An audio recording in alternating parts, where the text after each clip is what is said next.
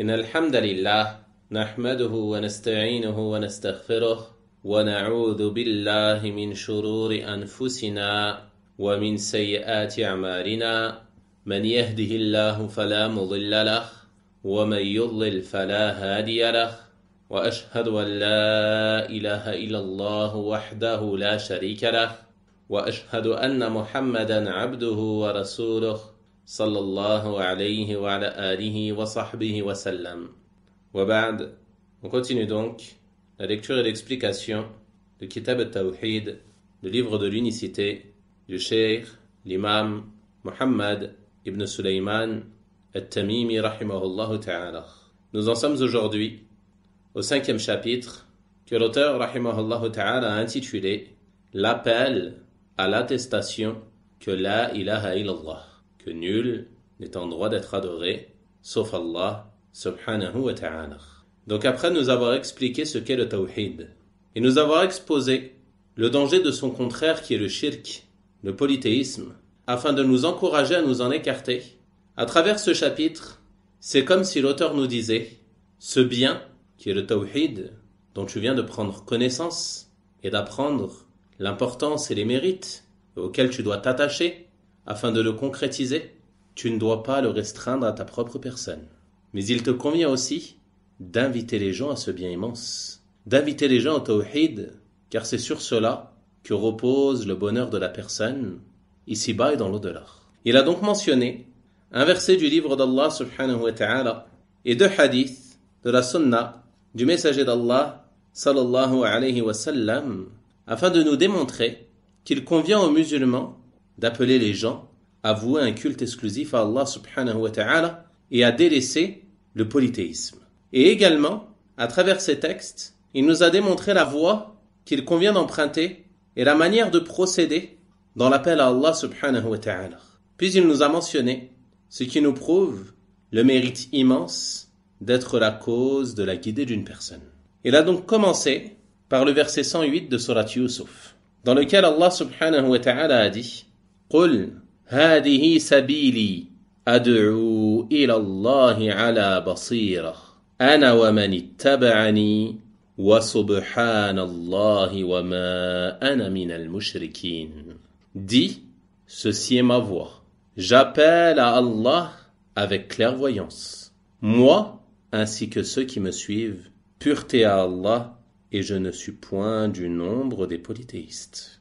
Donc dans ce verset, Allah subhanahu wa ta'ala s'adresse à son prophète Muhammad sallallahu alayhi wa sallam et lui ordonne de dire ceci, c'est-à-dire mon appel, ce à quoi je vous invite, c'est-à-dire le tawhid, le fait de vouer un culte exclusif à Allah subhanahu wa ta'ala, de lui vouer à lui seul l'ensemble de nos adorations, en dehors de tout autre Dieu et en dehors de toute autre idole.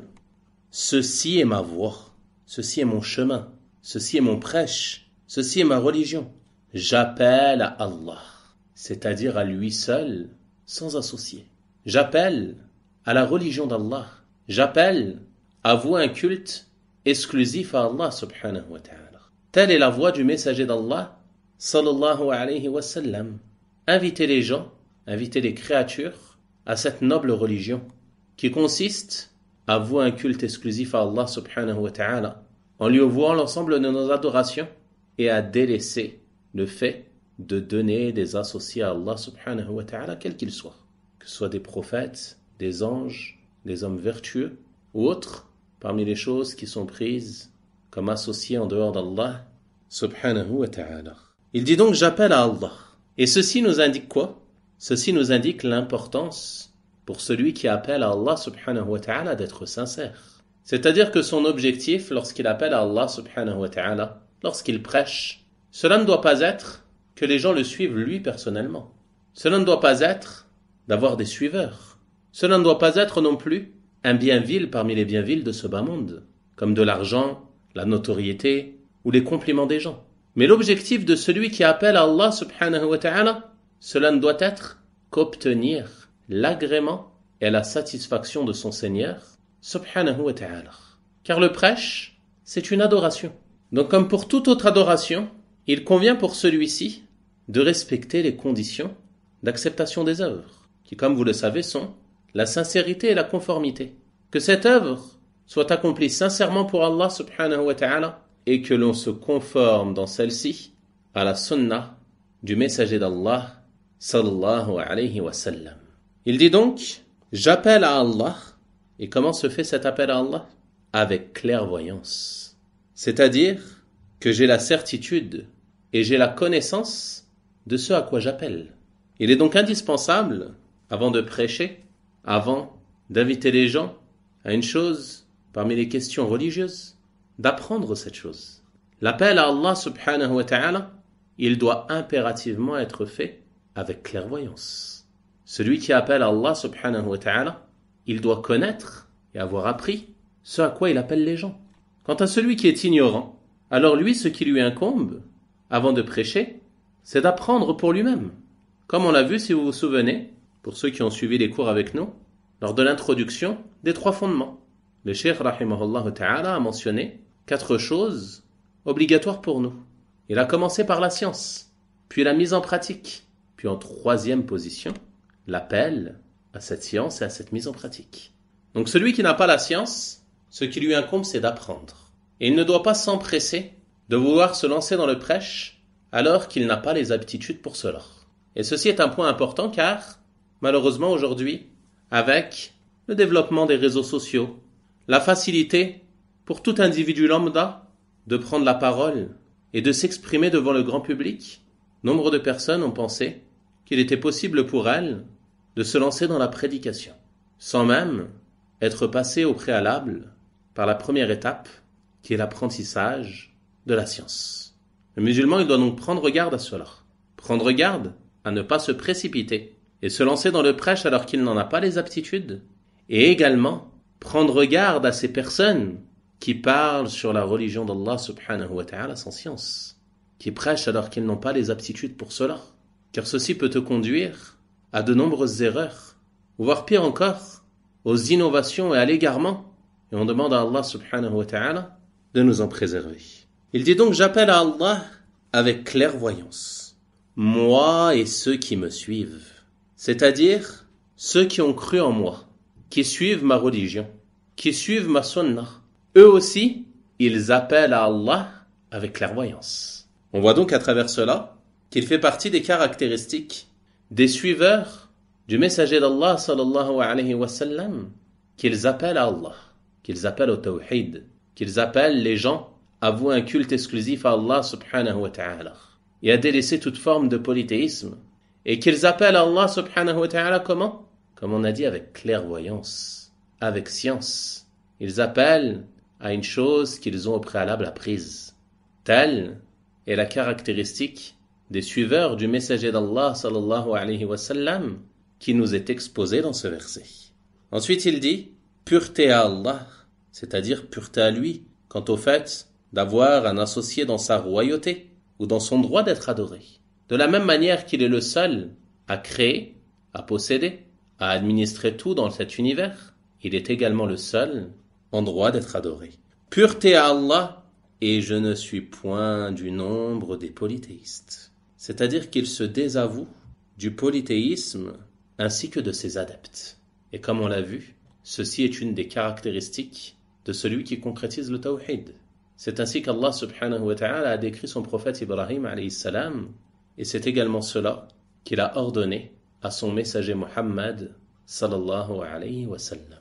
Le musulman, il ne lui suffit pas de vouer un culte exclusif à Allah subhanahu wa ta'ala, mais il doit impérativement se désavouer du polythéisme ainsi que de ses adeptes. Donc ce verset, comme on a dit, il nous prouve que les suiveurs du prophète sallallahu alayhi wa sallam, ils appellent à Allah subhanahu wa ta'ala avec clairvoyance. Quant à ceux qui ne sont pas ainsi, qui n'empruntent pas ce chemin, alors ils ne suivent pas réellement le prophète sallallahu alayhi wa sallam comme il se doit. Car si tu médites sur la situation du prophète sallallahu alayhi wa sallam, ainsi que de ses compagnons radiyallahu ta'ala anhum, tu verras qu'ils ne cessaient d'appeler à la religion d'Allah subhanahu wa ta'ala. Ils ne cessaient d'appeler les gens à vouer un culte exclusif à Allah dans l'adoration.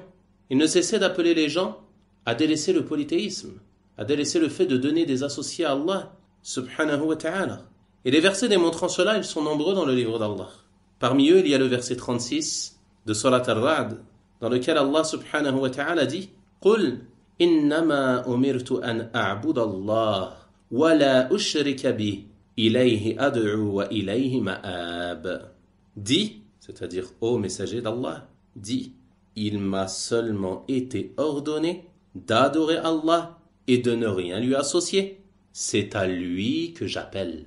Il appelle Allah subhanahu wa ta'ala. Et c'est vers lui que se fera mon retour. Et dans le verset 33 de Surat Fussilat, Allah subhanahu wa ta'ala nous dit وَمَنْ أَحْسَنُ قَوْلًا مِمَّنْ دَعَا إِلَى اللَّهِ وَعَمِلَ صَالِحًا وَقَالَ إِنَّنِي مِنَ الْمُسْلِمِينَ. Et qui profère de plus belles paroles que celui qui appelle à Allah, qui appelle à la religion d'Allah, qui appelle à vouer un culte exclusif à Allah subhanahu wa ta'ala, fait bonne œuvre et dit « Je suis du nombre des musulmans », c'est-à-dire je suis du nombre de ceux qui se sont soumis à Allah subhanahu wa ta'ala en lui vouant un culte exclusif et en délaissant toute forme de polythéisme. On voit donc à travers cela que l'appel à Allah subhanahu wa ta'ala, le prêche, il fait partie des caractéristiques des suiveurs de Muhammad sallallahu alayhi wa sallam. Et ce qui est visé est principalement l'appel au tawhid, l'appel à vouer un culte exclusif à Allah, l'appel à se désavouer du polythéisme, ainsi que de ses adeptes. Et bien sûr, ce prêche, comme on a dit, il a des conditions, et parmi les plus importantes, le fait que le prédicateur ait la science et la connaissance de ce à quoi il appelle les gens. Donc une fois que tu as appris le tawhid, que tu as appris ses mérites, il te convient de partager cela avec les gens qui t'entourent, les gens de ton entourage, en commençant par ta famille, tes amis, et ainsi de suite. Il ne faut pas que tu limites ce bien à ta propre personne, mais il faut que ce bien il se propage, qu'il se diffuse parmi les gens. Une fois que tu as connu les grands mérites du tawhid, que c'est le seul moyen permettant à la personne d'être sûre d'entrer au paradis, et que de laisser le polythéisme est une condition pour être préservé du feu. Tu dois partager cela autour de toi. Tu ne dois pas laisser les gens qui t'entourent dans l'égarement, la mécréance et le polythéisme.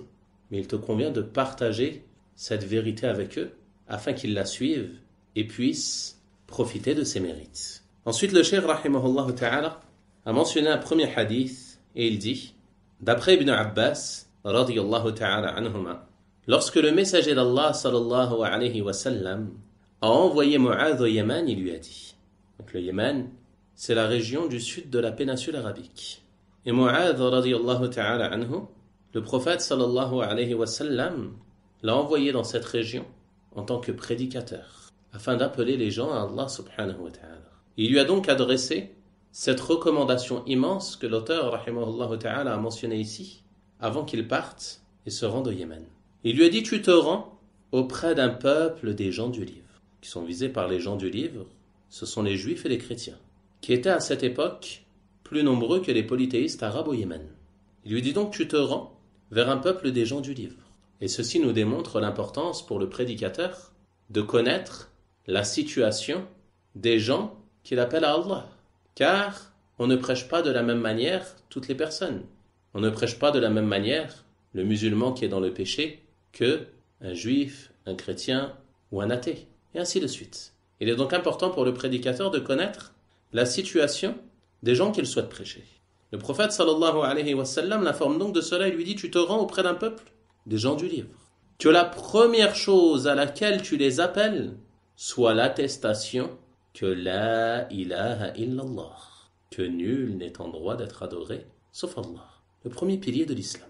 Et dans une autre version, que la première chose à laquelle tu les appelles soit qu'ils vouent un culte exclusif à Allah. An yuwahhidullah.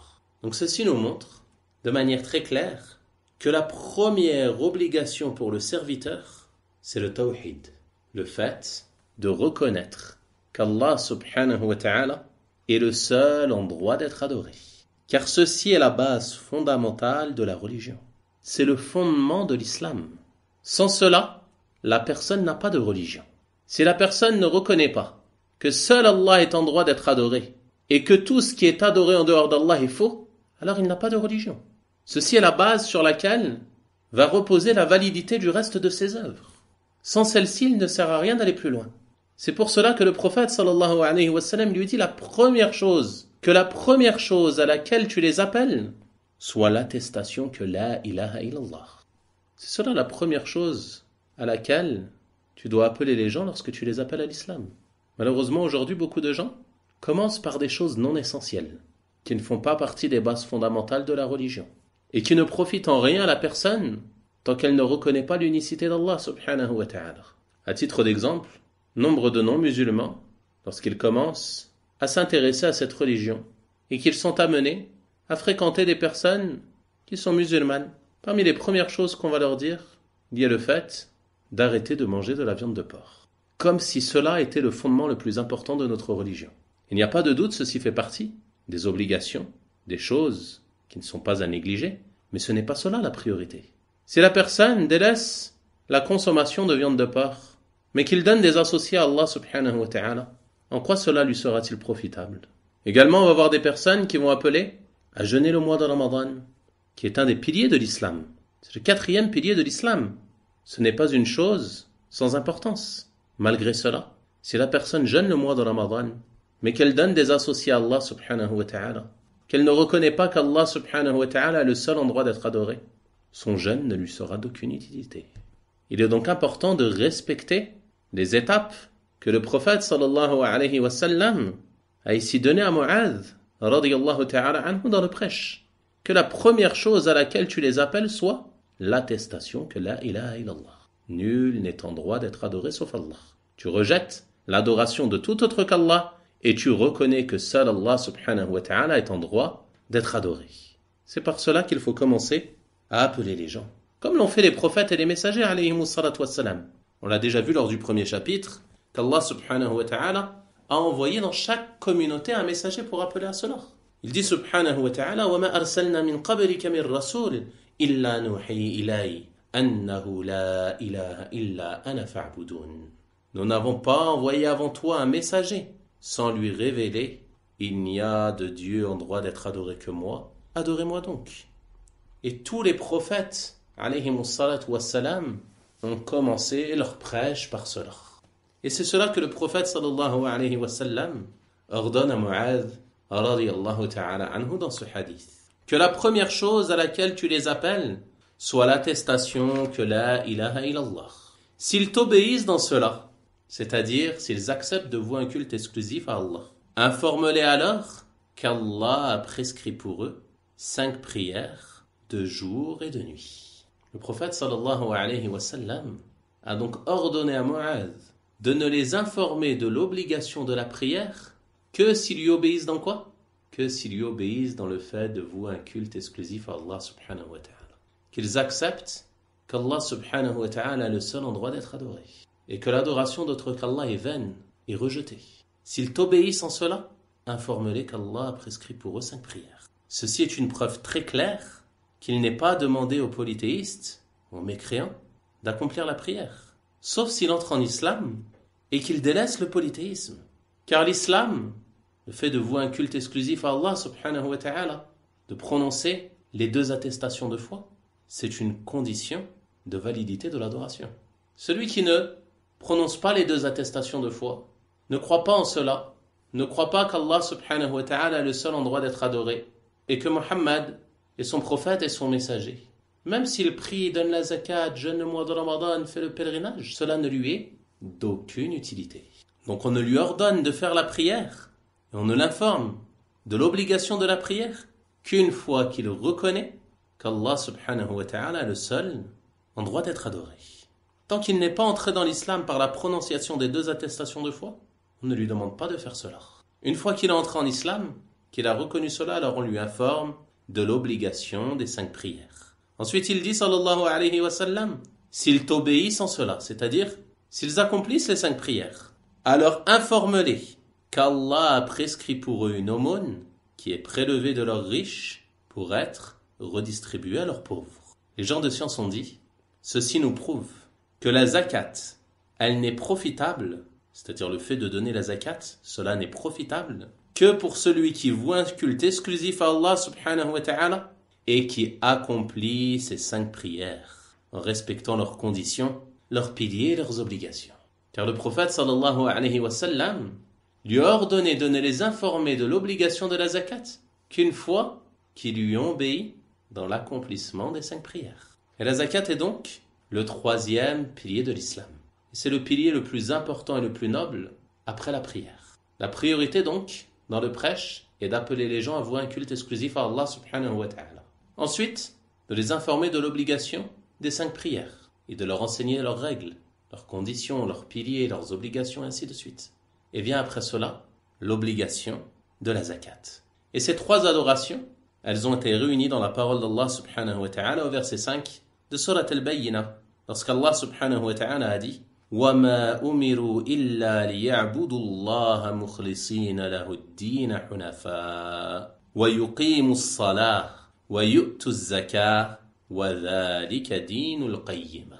Et il ne leur a été ordonné que d'adorer Allah en lui vouant un culte exclusif, d'accomplir la prière, de s'acquitter de la zakat. Telle est la religion de droiture. Voici la religion de droiture. Vouer un culte exclusif à Allah subhanahu wa ta'ala, accomplir sa prière et s'acquitter de la zakat.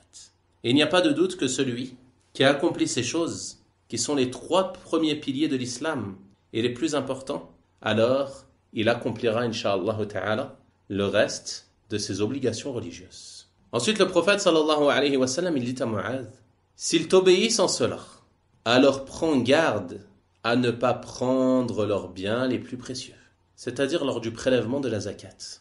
Prends garde à ne pas prendre leurs biens les plus précieux, c'est-à-dire à ne pas dépasser ce qu'Allah et son messager sallallahu alayhi wa sallam ont légiféré au sujet de la zakat. Ensuite, après l'avoir averti contre le fait de prendre leurs biens les plus précieux, il lui dit « Et prends garde à l'invocation de l'opprimé, car il n'y a pas de voile entre elle et Allah. » C'est-à-dire ne sois pas injuste envers eux.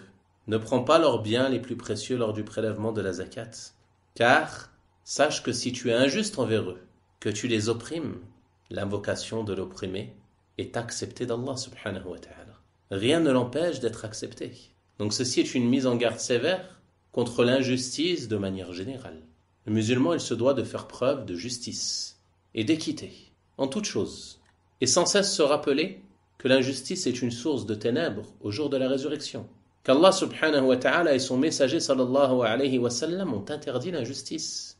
Et ils ont ordonné la justice et l'équité. Et si tu es injuste, tu dois savoir qu'Allah subhanahu wa ta'ala accepte l'invocation de l'opprimé.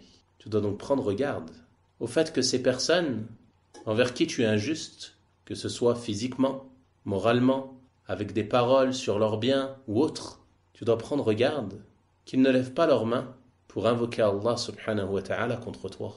Car il n'y a pas de voile entre leur invocation et Allah subhanahu wa ta'ala. On voit donc à travers ce hadith les différentes étapes qu'il convient d'emprunter dans l'appel à Allah subhanahu wa ta'ala. Et ce hadith, l'auteur rahimahullah ta'ala nous dit qu'il est rapporté par les imams al-Bukhari et Muslim rahimahum Allah ta'ala. Puis il dit, et ils ont aussi rapporté, c'est-à-dire al-Bukhari et Muslim, d'après Sahl ibn Sa'd, radiyallahu ta'ala anhu, que le messager d'Allah sallallahu alayhi wa sallam a dit le jour de Khaybar, demain, je donnerai l'étendard à un homme qui aime Allah et son messager, et qu'Allah et son messager aiment, et à qui Allah donnera la victoire. Donc le jour de la bataille de Khaybar, le prophète sallallahu alayhi wa sallam a informé ses compagnons, radiyallahu ta'ala anhum, que l'étendard serait remis à un homme qui aime Allah et son messager, et qu'Allah et son messager aiment, et à qui Allah allait donner la victoire. Les gens de science ont dit que cela est un signe de la prophétie du messager d'Allah sallallahu alayhi wa sallam. Car ceci s'est produit tel que le prophète sallallahu alayhi wa sallam en a informé. Il a remis l'étendard, comme on va le voir à Ali radiyallahu ta'ala anhu, et Ali a obtenu la victoire. Et il y a également dans cette phrase de ce hadith la confirmation que l'amour fait partie des attributs d'Allah subhanahu wa ta'ala. C'est-à-dire qu'Allah subhanahu wa ta'ala aime. Il aime ses serviteurs vertueux. Il aime les prophètes et les messagers alayhimus salatu wassalam. Il aime ceux qui suivent sa religion en lui vouant un culte exclusif dans l'adoration et en délaissant toute forme de polythéisme. Ensuite il dit, les gens passèrent alors la nuit à discuter afin de savoir à qui parmi eux il sera donné. C'est-à-dire à qui parmi eux sera donné l'étendard. Dès le matin venu, ils se rendirent auprès du messager d'Allah sallallahu alayhi wa sallam, espérant tous se le voir donner. En effet, ils espéraient se voir remettre l'étendard, car le prophète sallallahu alayhi wa sallam avait annoncé que celui qui se verrait remettre l'étendard aurait la victoire, mais surtout qu'Allah et son messager l'aiment. C'est donc pour cela qu'ils désiraient tant recevoir l'étendard. Le prophète sallallahu alayhi wa sallam dit alors: où est Ali ibn Abi Talib? Et ceci nous montre le mérite de Ali radiyallahu ta'ala anhu, le quatrième des califes bien guidés, car c'est lui que le prophète sallallahu alayhi wa sallam a choisi pour lui remettre l'étendard et pour appeler les gens de Khaybar à l'islam. On lui dit alors qu'il souffrait de ses yeux.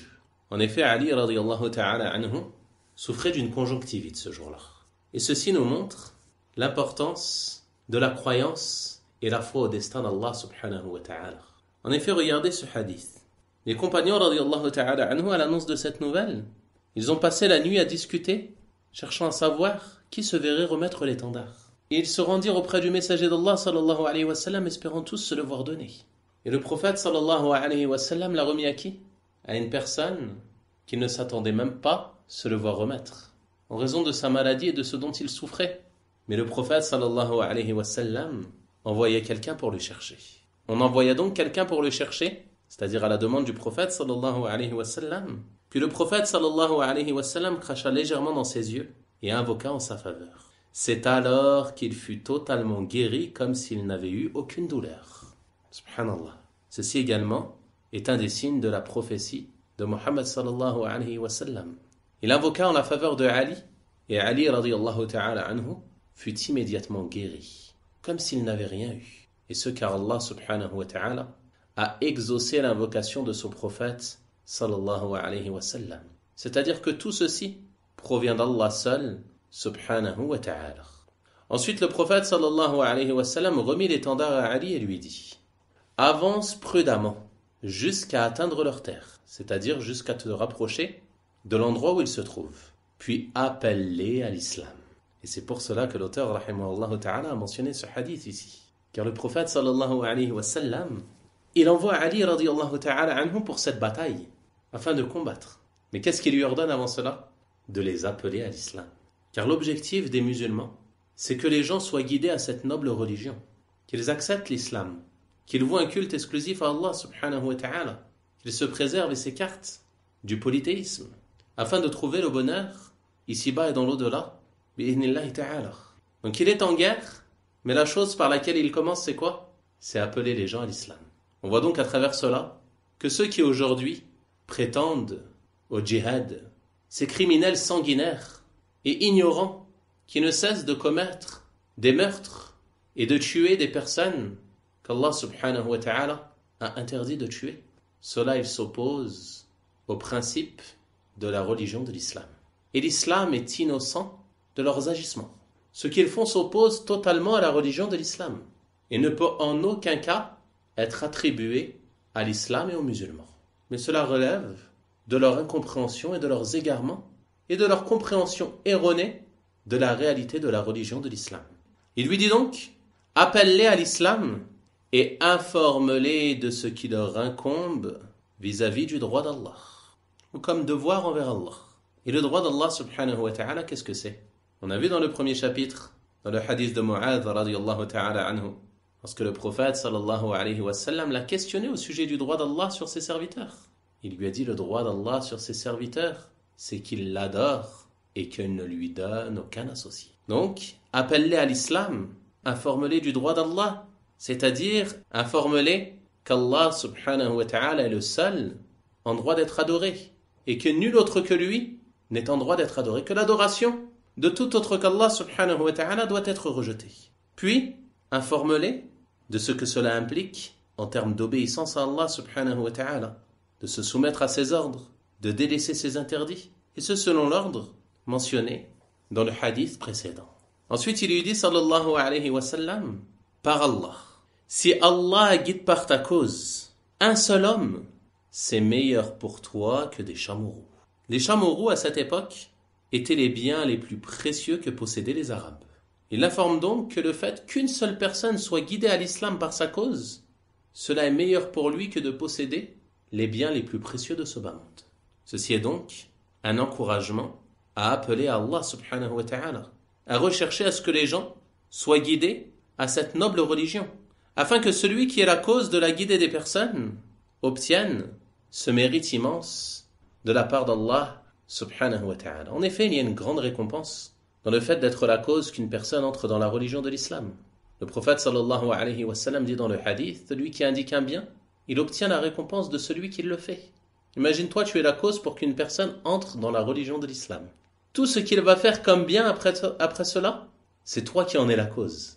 Chaque prière qu'il va faire, tu en auras la récompense. Chaque invocation qu'il va faire, tu en auras aussi la récompense. À chaque fois qu'il va lire le Coran, faire une aumône et ainsi de suite, tout ce qu'il fera, cela sera par ta cause, tu en auras donc la récompense. C'est donc un mérite immense, qui vaut bien plus que tous les biens de ce bas monde. Il n'y a pas de doute en cela. Même si tu es la cause pour qu'Allah subhanahu wa ta'ala guide une seule personne, ceci est un bien immense pour le serviteur. On a donc vu dans ce chapitre, à travers le verset, que l'appel à Allah subhanahu wa ta'ala, il désigne le fait d'appeler au tawhid, d'appeler les gens à vouer un culte exclusif à Allah subhanahu wa ta'ala. Et que cet appel, il doit se faire avec science, avec clairvoyance, que la personne, elle ne doit pas prêcher avec ignorance. Et que ceci fait partie des caractéristiques des suiveurs du prophète Mohammed sallallahu alayhi wa sallam. On a ensuite vu dans le hadith les étapes à emprunter dans l'appel à Allah subhanahu wa ta'ala. Et que la priorité est d'appeler les gens à vouer un culte exclusif à Allah subhanahu wa ta'ala. Car s'ils ne font pas cela, qu'ils n'attestent pas que nul n'est en droit d'être adoré sauf Allah subhanahu wa ta'ala, alors aucune œuvre ne leur serait utile. Il est donc impératif de commencer par cela, d'appeler les gens à vouer un culte exclusif à Allah subhanahu wa ta'ala. Il est impératif de commencer par cela. Puis on a vu dans le deuxième hadith l'importance de cet appel, l'importance de l'appel à l'islam et le mérite qu'il y a en cela, car cela est bien meilleur que les biens les plus précieux de ce bas monde. Et ceci encourage le croyant à faire des efforts pour apprendre sa religion, la mettre en pratique, puis ensuite appeler les gens à sortir de l'obscurité de la mécréance et du polythéisme vers la lumière de la foi et du monothéisme en vouant leur culte exclusivement à Allah subhanahu wa ta'ala. On a donc terminé pour aujourd'hui et on verra dans le cours de demain, incha'Allah ta'ala, le 6e chapitre dans lequel l'auteur rahimahullah ta'ala nous a mentionné différents textes nous expliquant le sens du tawhid et de l'attestation que la ilaha illallah, que nul n'est en droit d'être adoré sauf Allah subhanahu wa ta'ala. Je demande à Allah subhanahu wa ta'ala de nous faire profiter de ce que l'on a dit et écouté. Je demande à Allah subhanahu wa ta'ala de faire de cette assise une preuve pour nous et non pas contre nous au jour de sa rencontre. Wa sallallahu wa sallim wa barik ala nabiyyina Muhammadin wa ala alihi wa sahabatihi ajma'in. Walhamdulillahi rabbil alamin. Wa barakallahu fikum.